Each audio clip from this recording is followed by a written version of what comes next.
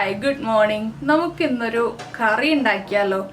കറി എന്ന് പറയുമ്പോൾ ഇത് കറി എന്ന് പറയുമ്പോൾ നമുക്ക് കറിയായിട്ട് കഴിക്കാം, ഇല്ലെങ്കിലൊരു റെസിപ്പി, ഇല്ലെങ്കിലൊരു ഡിഷായിട്ട് തന്നെ നമുക്ക് കഴിക്കാം കേട്ടോ. എന്താണെന്ന് വെച്ചാൽ നമുക്കിപ്പോൾ കഞ്ഞിക്ക് പകരമായിട്ട് കഴിക്കാം, ഇല്ലെങ്കിൽ ചോറിന് പകരമായിട്ട് കഴിക്കാം, അങ്ങനെ ചപ്പാത്തിക്കോ അപ്പത്തിനോ ഇടിയപ്പത്തിനോ ഒക്കെ പകരമായിട്ട് കഴിക്കാം, ഒരു മെയിൻ കോഴ്സ് ഡിഷായിട്ട് കഴിക്കാം, ഇല്ലെങ്കിൽ നമുക്കൊരു സൈഡ് ഡിഷായിട്ട് കഴിക്കാം. രണ്ട് രീതിയിലും കഴിക്കാൻ പറ്റുന്ന റെസിപ്പിയാണ്.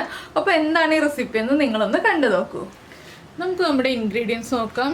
നമ്മളിപ്പോൾ ചെറുപയർ സോക്ക് ചെയ്തതാണ് കേട്ടോ. 8 മണിക്കൂർ സോക്ക് ചെയ്തെടുക്കുക, ഇല്ലെങ്കിൽ ഓവർനൈറ്റ് സോക്ക് ചെയ്തെടുക്കുക. പിന്നെ എടുത്തിരിക്കുന്നത് ഒരു ക്യാരറ്റ്, ഒരു വലിയ സവോള നീളത്തിൽ സ്ലൈസ് ചെയ്തെടുത്തത്, 1/2 കപ്പ് തേങ്ങാപ്പാൽ, 1/2 കപ്പ് ഒന്നാം പാൽ മാത്രമാണ്. പിന്നെ വേണ്ടത്, ഞാൻ ഇതുപോലെയുള്ള ഒരു പാക്കറ്റ് സോയ ചിങ്സ് എടുത്ത് 10 മിനിറ്റ് ചൂടുവെള്ളത്തിലിട്ടിട്ട് സോക്ക് ചെയ്ത് വെച്ചിട്ട് പിന്നെ നന്നായിട്ട് വാഷ് ചെയ്ത് പിഴിഞ്ഞെടുത്തിട്ടുണ്ട്. അത് 4ആയിട്ട് കട്ട് ചെയ്തെടുത്തിട്ടുണ്ട്. പിന്നെ എടുത്തിരിക്കുന്നത് ഒരു 5-6 ഉള്ളി എടുത്തിട്ടുണ്ട്. വലിയ ഉള്ളിയാണ്, ചെറിയ ഉള്ളിയാണെങ്കിൽ 10 ഉള്ളി വരെ എടുക്കുക. 4-5 വറ്റൽമുളക്, ഒരു വലിയ പീസ് ഇഞ്ചി ചെറുതായിട്ട് കട്ട് ചെയ്തെടുത്തതും, ഒരു പച്ചമുളക് ചെറുതായിട്ട് കട്ട് ചെയ്തെടുത്തതും, പിന്നെ കുറച്ച് കറിവേപ്പിലയും വേണം. അപ്പോൾ നമുക്ക് ഒരു കുക്കർ എടുക്കാം. അപ്പോൾ നമ്മൾ കുക്കർ എടുത്തിട്ടുണ്ട്. കുക്കറിലേക്ക് ആദ്യം നമ്മൾ എടുത്ത് വെച്ചിരിക്കുന്ന ചെറുപയർ ചേർക്കുക. ഇതിലേക്ക് പിന്നെ കട്ട് ചെയ്ത് വെച്ചിരിക്കുന്ന സോയ ചങ്ക്സ്, പിന്നെ നമ്മുടെ ക്യാരറ്റ് എല്ലാം ഒരുമിച്ച് തന്നെ ചേർക്കുക കേട്ടോ. ഇഞ്ചി, പച്ചമുളക്, സവോള. ഇനി നമ്മൾ ചേർക്കുന്നത് പച്ചമുളകിൻ്റെ എരിവ് കൂടാതെ നമ്മുടെ ഈ ഒരു കറിക്ക് എരിവ് ഉണ്ടാവുന്നത് കുരുമുളകിൻ്റെ എരിവാണ്. നമ്മുടെ എരിവ് അനുസരിച്ച് കുരുമുളക്, ഞാനിപ്പോൾ 3/4 ടീസ്പൂൺ കുരുമുളക് പൊടി ചേർത്തിട്ടുണ്ട്. വീട്ടിൽ തന്നെ പൊടിച്ച കുരുമുളക് പൊടിയാണ്.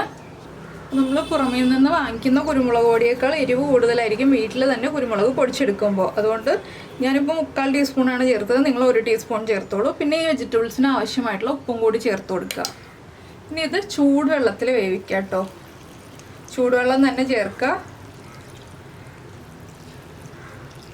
നിങ്ങൾ പയർ എത്ര സമയം സോക്ക് ചെയ്തു എന്നുള്ളതനുസരിച്ച് 1-2 വിസിൽ വരുന്നത് വരെ വേവിച്ചെടുക്കുക. ഞാനിപ്പോൾ 2 വിസിൽ വരുന്നത് വരെയാണ് ഇത് വേവിച്ചെടുക്കുന്നത്.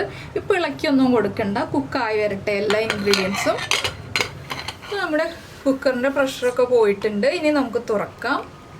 അപ്പോൾ എല്ലാ വെജിറ്റബിൾസും കുക്കായിട്ടുണ്ട്. പയറൊക്കെ ഇതാ നന്നായിട്ട് കുക്കായി വിട്ട് തുടങ്ങിയിട്ടുണ്ട് കേട്ടോ. അതായത് വിടർന്ന് തുടങ്ങിയിട്ടുണ്ട്.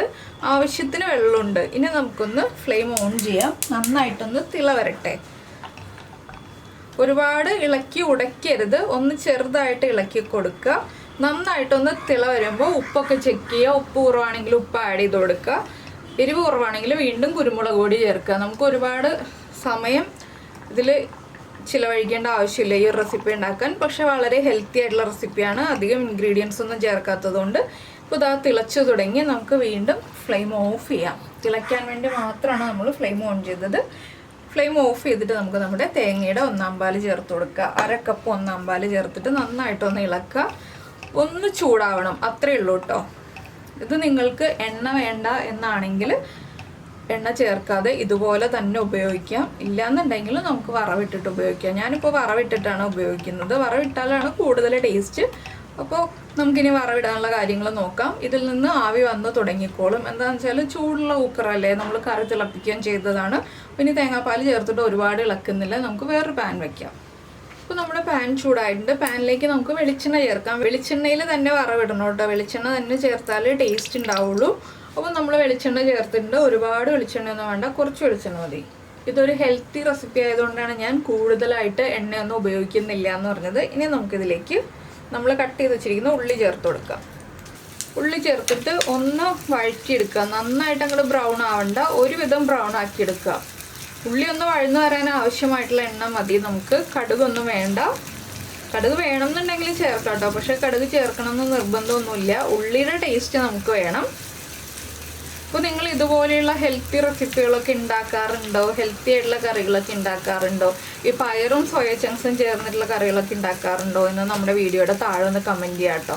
അതുപോലെ നമ്മൾ വ്യത്യസ്തമായിട്ടുള്ള കറികളൊക്കെ ഇടയ്ക്കൊന്ന് ഉണ്ടാക്കി നോക്കുക. ചെറുപയറൊക്കെ മുളപ്പിച്ചിട്ടാണ് കറി ഉണ്ടാക്കുന്നതെങ്കിൽ കൂടുതൽ ടേസ്റ്റാണ്. അപ്പോൾ ചെറുപയർ ഒരു ദിവസം സോക്ക് ചെയ്തിട്ട് മുളപ്പിച്ചിട്ട് കറി ഉണ്ടാക്കുകയാണെങ്കിൽ കൂടുതൽ ടേസ്റ്റുമാണ്, കൂടുതൽ ഹെൽത്തിയുമാണ്. അപ്പോൾ ചെറുപയർ എങ്ങനെ മുളപ്പിക്കാം എന്നുള്ള വീഡിയോ നമ്മുടെ ചാനലിലുണ്ട്. നീതാസ് ടേസ്റ്റ്ലാൻഡ് ചെറുപയർ മുളപ്പിക്കുന്നത് എങ്ങനെയെന്ന് പറഞ്ഞിട്ട് സെർച്ച് ചെയ്തിട്ടുണ്ടെങ്കിൽ നിങ്ങൾക്ക് ആ ഒരു വീഡിയോ കിട്ടും കേട്ടോ. പലരും കമൻറ്റ് ചെയ്യാറുണ്ട് ചെറുപയർ മുളപ്പിക്കുന്നത് എങ്ങനെയാണെന്നുള്ളതിനെക്കുറിച്ച്. ചെറുപയർ മുളപ്പിച്ച് വെച്ചോളൂ. എന്താണെന്ന് വെച്ചാൽ നമ്മൾ ചെറുപയർ മുളപ്പിച്ചിട്ടൊരു സാലഡ് അടുത്ത ദിവസം ചെയ്യുന്നുണ്ട്. അപ്പോൾ അതിൻ്റെ റെസിപ്പി നമുക്ക് ചെറുപയർ മുളപ്പിക്കുന്നത് ചെയ്താലല്ലേ ചെയ്യാൻ പറ്റുള്ളൂ. അതുകൊണ്ടാണ് ഞാൻ ചെറുപയർ മുളപ്പിക്കുന്ന വീഡിയോ കണ്ടോളൂ എന്ന് പറഞ്ഞത്. നമ്മുടെ ഉള്ളിയൊക്കെ ഒന്ന് കുക്കായി തുടങ്ങുന്നുണ്ട്. ഒന്നുകൂടി ഒന്ന് കുക്കായി കഴിയുമ്പോൾ നമുക്ക് മുളകും കറിവേപ്പിലയും ചേർക്കാം.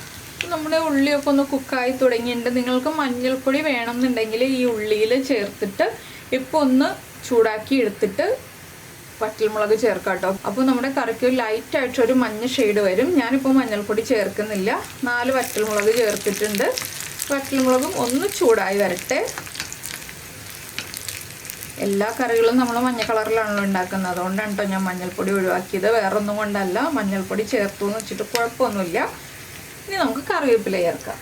ഒരു തണ്ട് കറിവേപ്പില. കറിവേപ്പിലയും നന്നായിട്ടൊന്ന് മൊരിഞ്ഞ് വരണം. അപ്പോൾ എങ്ങനെയുണ്ട് ഈ കറി? വളരെ ഈസിയാണ്, വളരെ ടേസ്റ്റിയാണ്. ചപ്പാത്തിയുടെയും അപ്പത്തിൻ്റെയും ഇടിയപ്പത്തിൻ്റെയും കൂടെ കഴിക്കാം കേട്ടോ നമുക്ക്. അപ്പോൾ നിങ്ങൾ എന്തായാലും ഈ റെസിപ്പി ട്രൈ ചെയ്ത് നോക്കിയിട്ടില്ലെങ്കിൽ ഉറപ്പായിട്ടൊന്ന് ട്രൈ ചെയ്ത് നോക്കിയിട്ട് നമ്മുടെ വീഡിയോയുടെ താഴെ ഒന്ന് കമൻറ്റ് ചെയ്യണേ, എങ്ങനെയുണ്ടായിരുന്നു, ഇഷ്ടമായോ ഇല്ലയോ എന്നുള്ളത്. അപ്പോൾ നമ്മുടെ ഉള്ളിയൊക്കെ ആവശ്യത്തിന് കുക്കായിട്ടുണ്ട്. ഞാനിത് കറിയിലേക്ക് ചേർക്കുകയാണ്. അപ്പോൾ ഞാൻ നമ്മുടെ വറവ് കറിയിലേക്ക് ചേർക്കുകയാണ്. ഇത്രയും കളർ മാറിയാൽ മതി കേട്ടോ. ഉള്ളിയുടെ കളർ ഒരുപാട് അങ്ങോട്ട് മാറി പോവണ്ട. ഒരുപാട് മാറിയിട്ടുണ്ടെങ്കിൽ ഉള്ളിയുടെ ആ ഒരു മൂപ്പ് കൂടിയ ടേസ്റ്റ് വരും. അതുകൊണ്ടാണ് നമ്മൾ ഇത്രയും മതി എന്ന് പറയുന്നത്. അപ്പോൾ ഈ ഒരു 5 മിനിറ്റ് ഒന്ന് ഈ കറി ഒന്ന് അടച്ചു വെച്ചിട്ട് നിങ്ങൾക്ക് സെർവ് ചെയ്യാവുന്നതേ ഉള്ളൂ. ഏതിൻ്റെ കൂടെയാണോ നിങ്ങൾക്ക് ഇഷ്ടം. പിന്നെ ബ്രെഡിൻ്റെ കൂടെയും കഴിക്കാം കേട്ടോ. ബ്രെഡിൻ്റെ കൂടെ ആണെങ്കിൽ നല്ലൊരു കോമ്പിനേഷനാണ്. അപ്പോൾ എല്ലാവരും ട്രൈ ചെയ്ത് നോക്കിയിട്ട് ഇഷ്ടമാണെങ്കിൽ ഒന്ന് ലൈക്ക് ചെയ്യാൻ മറന്നുമില്ലല്ലോ. അപ്പോൾ നമുക്ക് നമ്മുടെ അടുത്ത റെസിപ്പിയുമായിട്ട് അടുത്ത ദിവസം വീണ്ടും കാണാം.